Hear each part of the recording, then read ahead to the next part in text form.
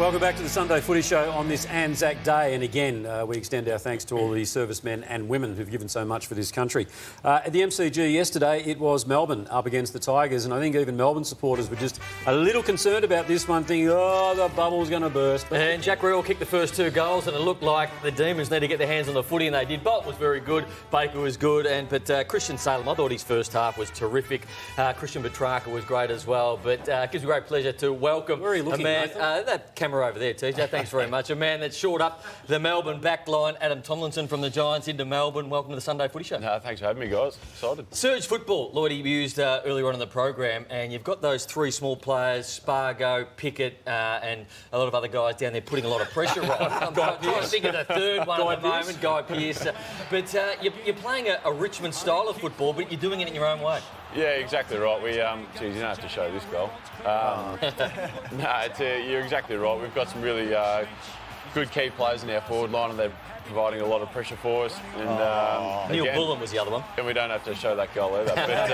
But then you were very good after that, Ads. Oh, I mean, the first one, if you kick that goal again, I mean, you can have that. And I blame a breakdown further up the field on the second one. But no, it was a really good night. We held it together in the sort of back half of the first quarter. We weathered the storm and then put a couple of goals on the board, and then at quarter time we were 7 points down and we knew we were in it. It's particularly impressive because everyone thought when the rain came, that's Richmond's bread and butter. They're so good when it's wet, their ball handling's outstanding, but you took it to another level and it was Melbourne's ball handling which was outclassing Richmond. Yeah, you're right. I mean, the first quarter we felt that they adapted to the conditions a lot quicker than what we did, but we spoke about it, and you're right, in the second quarter and the third quarter able to sort of get on top and just get the ball going in our direction. TJ asked me before, what's different about Melbourne?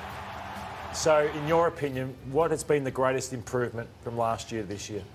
So it goes back to January when we came back after Christmas, and the cohesiveness of the whole group. The back sevens worked really closely on the field and off the field, and we developed a really simple game plan, and that's sort of standing up in big moments. And the way we defend, we want to play a forward half game, and if we can turn the ball over further up the field, it helps us a lot. But is it more than that? I mean, we spoke to Tom Papley, I think, from the Swans, who was saying the bubble actually worked for Sydney. Did you find the same thing? Suddenly there was this great cohesion, as you mentioned before, and maybe the bubble did force you to become a tighter knit group? The back half of that, you're right. It's we wanted to play for each other in the back half of last year, and we've brought that into this year. And the stuff that a lot of the players are doing, Clayton Oliver's spending a lot of time running back and helping out our defence, and it's the little things like that people don't see on TV or when they're at the game, but how much our boys want to play for each other and get back and help in defence and then get the ball moving forward. Adam, we're going to get to your form very shortly, but Lever and May have been outstanding this year. The three of you are working so well together, but another 13 marks between them. They had 60 inside 50s last night, the Tigers, and you guys conceded just 6 goals. It's been outstanding, but those two are in super form. Yeah, they're in great form and they're great to work with, and they're 2 completely different people, but the way they play their footy, it's amazing to see them play so well together, and I love playing with them. They give me great confidence to launch at the ball and play our best footy, and it's really exciting. It's great fun, and can't wait to do it again. Were you surprised when Stephen May put his hand up to play? Because it was an amazing effort 2 weeks. He would have tried to play the week before. So, no, the good thing about Maisie is he put his hand up and he knew as soon as he puts his hand up, he's going to play full throttle, and that's what he did. And he was amazing again, and he didn't want to play with a face guard on at all, and it was great. A lot of hype around Martin and Petrarca, and those two going head-to-head, and Petrarca taking over from Martin one day. He was unbelievable. Some of his numbers last night: 720 metres gained, 17 contested, 10 clearances built, 11 score involvements. What's he done in the last 18 months to get this result? Oh, he works extremely hard off the field, well, at training, but even outside of training hours. He's always at the club trying to get better. He sits down with a lot of coaches, and he's just got the will to, or the want to learn, and he's been doing that flat out. He's freakishly strong, he's explosive, and just the way he's playing at the moment is amazing, and it's credit to him. Could he be a captain one day? Oh, definitely. We've got a lot of great young leaders at the footy club. He's part of the leadership group, and yeah, if he keeps going this way, then definitely. And he got the medal at the end? Well, yeah, he did. He got the medal. Finally. Yeah. Hey, mate, Nate Jones. I think we all love Nate Jones, what he's done down there at the Melbourne Footy Club. He's been through it all, the good, the bad, the ugly. and only the second player in Demons colours to play 300 is unbelievable at one of the oldest clubs in the Behind competition. David Neitz, yeah? David Neitz, yes.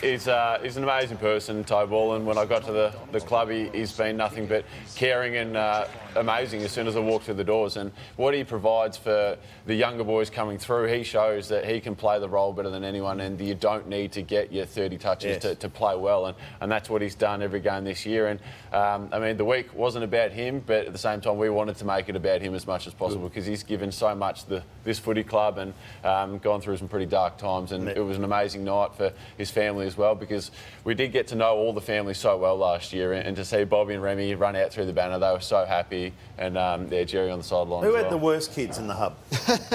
The naughtiest. Oh, the worst or the best? No, the worst naughtiest, and best. Jake Melksham's got little Teddy, and he just ran around the hub. And there was at one stage we lost him. We had to sort of look around the whole hub for him. We eventually found him 40 minutes later. Adam, we're all confidence players, right? And I think you're a big one on confidence. And I think you were played out of position last year.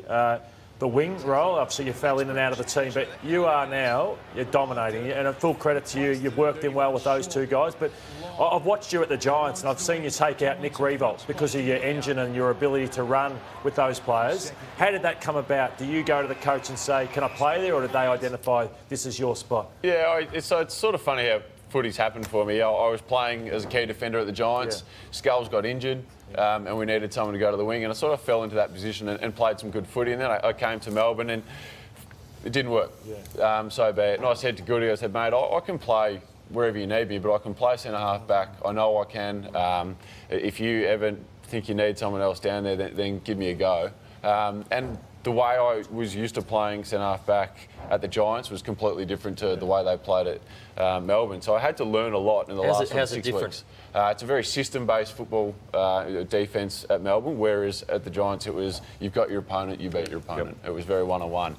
So I had to learn and adapt along the way, and that was what I loved over the summer. I got to really hone in on my craft and what I was doing, and got some confidence over the summer and leading into round one.